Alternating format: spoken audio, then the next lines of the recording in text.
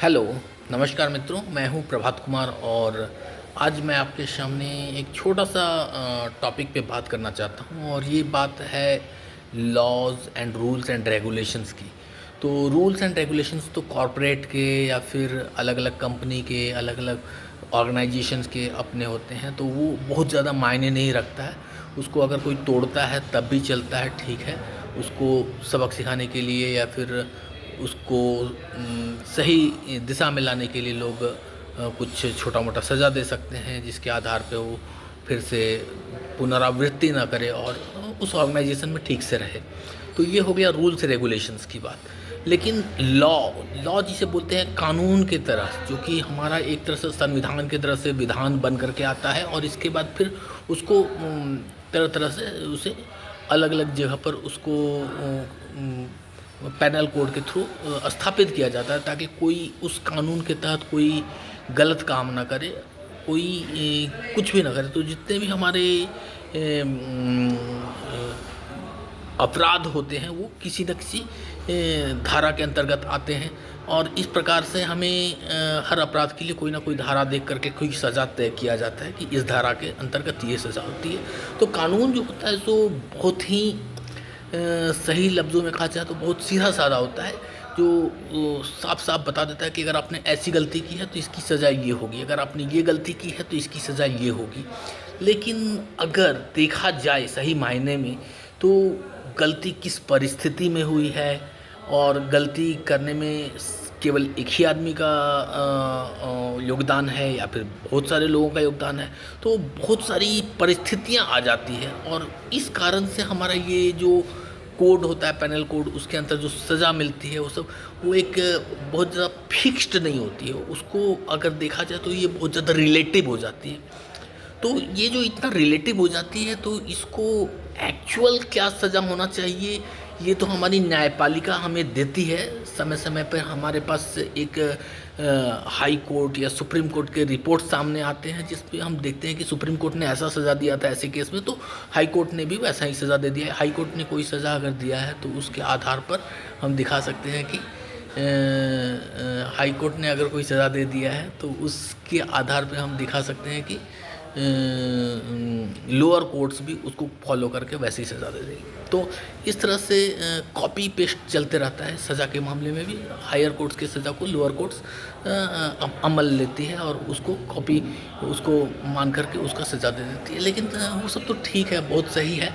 लेकिन मेरा as a machine learning expert, जो कि मैं बोलता हूँ डेटा साइंटिस्ट हूँ, मशीन लर्निंग एक्सपर्ट हूँ, तो इसको मैं जब सोचता हूँ तो मैं यही सोचता हूँ कि ये जो सज़ा देने का काम है ये न्यायपालिका का तो है, बहुत अच्छा है, सही बात है। लेकिन ये सज़ा देने का काम जो है सो हमारा मशीन लर्निंग लाइब्रेरी में अगर सिखा दिया जाए तो ये सज़ा देने का काम मशीन लर्निंग लाइब्रेरी भी बहुत अच्छा करेगा। क्योंकि इसके पास अगर जितने भी अब तक के कोर्ट के केसेस हैं सबको डेटा के रूप में फीड करके अगर सिखा दिया जाए कि किस तरह के केसेस में किस तरह की सज़ा पास्ट में दी जा चुकी है, तो ये मॉडल बना करके तैयार कर देगा और उस मॉडल के आधार पे लोगों को सज़ा दे देगा। और ये मॉडल तो हमारा पास्ट के आधार पे मिल जाएगा, लेकिन उससे भी एक बेहतरीन उपाय है जो कि मेरे पास है और वो है जब मैं एल्बर्ट आइंस्टाइन का E=mc² का डेरिवेशन के बारे में सोचता हूँ तो मुझे लगता है कि उन्होंने थ्योरी ऑफ रिलेटिविटी का सहारा लिया था, और जो कि जनरल थ्योरी ऑफ रिलेटिविटी भी है और स्पेशल थ्योरी ऑफ रिलेटिविटी भी है। तो ये जो जनरल थ्योरी ऑफ रिलेटिविटी है और ये जो स्पेशल थ्योरी ऑफ रिलेटिविटी है, तो आप समझ सकते हैं कि ये किस बेस पे बना है। ये इसी बेस पे बना है कि चीज़ों को रिलेटिव करके देखो। रिलेटिव मतलब किस तरह से रिलेटिव देखो, यू विल थिंक कि चीज़ों को किस तरह से रिलेटिव देखा जाता है, राइट।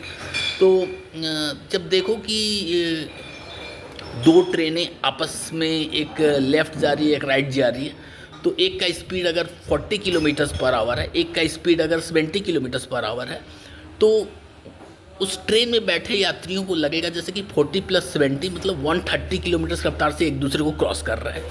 दोनों ट्रेन में बैठे हुए व्यक्तियों को ऐसा लगेगा, लेकिन बाहर से जब कोई देखेगा तो उन्हें उस ट्रेन की रिस्पेक्टिव स्पीड ही दिखेगी।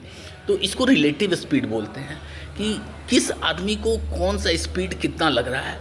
तो इसको रिलेटिव बोलते हैं। तो इसी चीज़ को हमें बारीकी से समझना होगा कि जब हम सज़ा देने का केस करते हैं तो एक कैपिटलिस्ट है, ठीक, कोई भी कैपिटलिस्ट है, तो वो अगर कुछ चीज़ बता रहा है कि ये उसका हक है, तो वो हक उसका कितना है। अगर वो एग्रीमेंट में कुछ अपना हक जता रहा है, एक मकान मालिक है, वो कैपिटलिस्ट है, मकान मालिक, और एक टीनेंट है, वो अपना हक दिखा रहा है कि मेरा इस घर पे कितना हक है, और एक मकान मालिक अपना हक दिखा रहा है उस घर पे। तो उसको हमें इस रिलेटिविटी थ्योरी के आधार पे वो हक का वितरण करना चाहिए। मकान मालिक कुछ ज़्यादा हक ना दिखा दे, और उसी तरह से एक टेनेंट है वो भी जो है सो उसको कुछ ऐसा ना हो कि वो, एक तो वो भी दे रहा है पैसा, ऐसा तो नहीं है, वो भी तो 20,000 मंथली दे रहा है रेंट, तो फिर जो 20,000 मंथली रेंट दे रहा है तो उसका भी एक लाजमी कुछ हक बनता है, तो उतना हक तो उसको भी मिलना चाहिए। तो बस यही बोल रहा हूँ कि इसको एक रिलेटिव फ्रेम में रखना पड़ेगा, किसके पास कितना पैसा है, पैसा के आधार पे कितना हक मिलना चाहिए, कितना अधिकार होना चाहिए, ये सब। तो इसमें बहुत सारे केसेस आते हैं, मैं एक एक करके और भी केसेस पर फ्यूचर में डील करूँगा। फ़िलहाल आज के लिए इतना ही है कि ये थ्योरी ऑफ रिलेटिविटी का कॉन्सेप्ट अगर हम इस कानूनी दांवपेच में अगर लगाएंगे तो आशा है कि सभी लोगों को बराबर का न्याय मिल पाएगा। जो लेस एजुकेटेड हैं, जो बहुत ज़्यादा एजुकेटेड हैं, जो बहुत जिनके पास पैसा है, एजुकेशन कम है, बहुत जिनके पास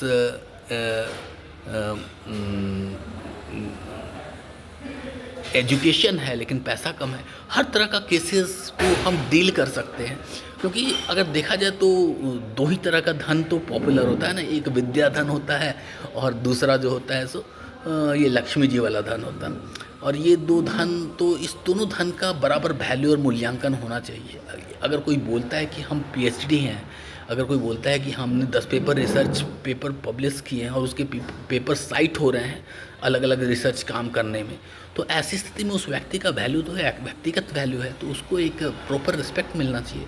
there should not be the case कि कोई व्यक्ति जो रियली में रिच है उसे लूटा जा रहा है, और कोई रियली में अक्लमंद है लेकिन उसके पास नॉलेज है, पढ़ा लिखा है, और इसके बावजूद भी वो जो है सो संघर्ष कर रहा है। तो ऐसा नहीं होना चाहिए। तो इसी के ऊपर एक विचार विमर्श किया जा सकता है।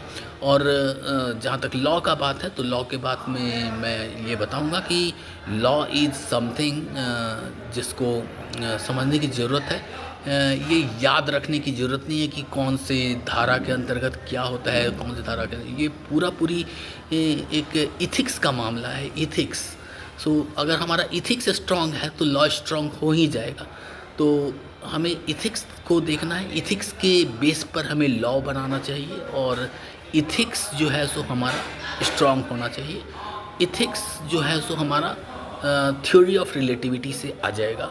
और एक बार हमारा पास्ट का जो भी अच्छा एप्रिसिएटेड फैसला है जितने भी अदालतों का, वो सारे अदालतों का फैसला को अगर हम स्क्रिप्ट करके मशीन लर्निंग लाइब्रेरीज़ में डाल देते हैं, तो हमारा मॉडल्स ऐसे ऐसे तैयार हो जाएंगे जो कि बहुत ही बेहतरीन फ़ैसला सुनाने लगेंगे। और जो मुकदमा 2-2 साल 4-4 साल चलता है, 10-10 साल चलता है, ऐसे ऐसे चीज़ों का फ़ैसला हमारा मिनटों में हो जाएगा। मिनटों में नहीं तो कम से कम 10-15 दिन के लगातार सेशन में तो हो ही जाएगा।